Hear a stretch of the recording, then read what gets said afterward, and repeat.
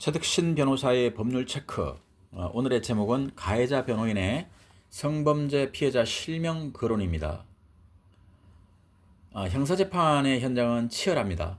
피고인의 방어권과 실체적 진실 발견이라는 대의 명분이 충돌하는 그곳에서 변호인은 의뢰인의 이익을 위해 최선을 다해 싸웁니다. 그러나 그 싸움에도 넘어서는 안 될 법적 윤리적 금도가 존재합니다. 바로 피해자의 신원 보호입니다.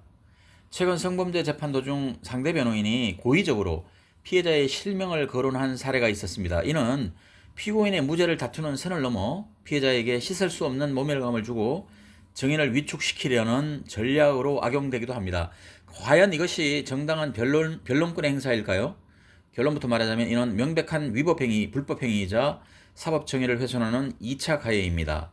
많은 법조인이 이 지점에서 착각합니다. 성폭력처벌법 24조는 피해자 신원보호의 핵심 조항이지만 법리적으로 파고들면 변호인의 법정 발언을 처벌하기 까다로운 맹점이 존재합니다. 우선 동법 24조 1항은 수사나 재판을 담당하는 공무원에게 비밀 누설 금지 의무를 부과하고 있습니다. 따라서 피고인의 사적 대리인인 변호사는 이 조항의 직접적인 처벌 대상은 아닙니다. 이를 보완하기 위해 이 항은 누구든지 피해자의 신원을 공개해서는 안 된다고 규정하여 주체를 확대했으나 이번에는 공개수단을 신문, 방송, 정보통신망으로 한정해버렸습니다. 죄형 법정주의의 엄격한 해석 원칙상 법정에서의 육성에 의한 구두 발언은 이러한 매체에 해당하지 않아서 결국 변호인이 법정에서 실명을 거론하더라도 이 법으로는 형사처벌하기 어렵다는 주장이 제기되는 지점입니다.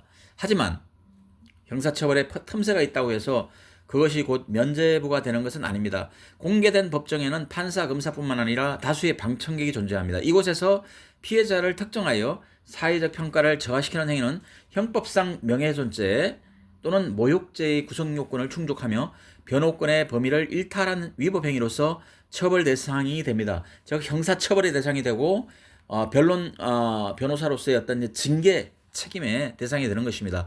더욱 본질적인 문제는 이것이 실정법이 부과한 의무를 정면으로 위반했다는 것입니다.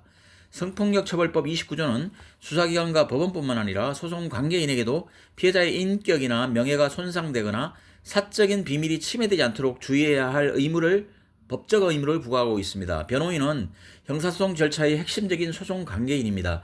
법이 명문으로 피해자의 사생활 비밀을 보호하라 라고 명령하고 있음에도 불구하고 이를 어기고 공개된 장소에서 실명을, 그것도 성범죄 피해자의 실명을 발설하는 것은 변호사로서의 법적 의무를 방기하는 것입니다. 이는 단순한 실수가 아니라 법률가로서의 자격을 의심케 하는 중대한 품위 손상 행위로서 대한변협의 징계 사유가 됩니다. 우리 형사소송법과 성폭력처벌법은 피해자 보호를 위해 심리를 비공개하거나 가명조서를 사용하는 등 다양한 장치를 두고 있습니다. 이는 피해자가 보복이나 신분 노출에 두려움 없이 실체적 진실을 말할 수 있도록 하기 위해 그렇게 하는 것인데요. 변호인이 법정에서 실명을 거론하는 순간 이 모든 보호장치는 무력화됩니다. 피해자는 위축되고 진실은 숨어버립니다. 이는 피고인의 방어권을 보장하는 것이 아니라 오히려 공정한 재판을 방해하는 행위입니다.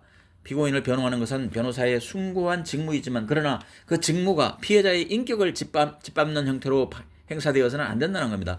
유능한 변호사는 피해자의 이름을 공격하는 것이 아니라 증거의 허점과 법리의 모순을 파고듭니다. 법정에서 피해자의 실명이 불리는 순간 그것은 더 이상 변론이 아닙니다. 그것은 법의 이름을 빌린 또 다른 폭력일 뿐입니다. 사법부와 변호사 단체는 이러한 행위에 대해 더욱 엄중한 제재와 경각심을 가져야 할 것입니다. 피해자 보호는 배려가 아니라 법이 정한 명령이기 때문입니다. 감사합니다.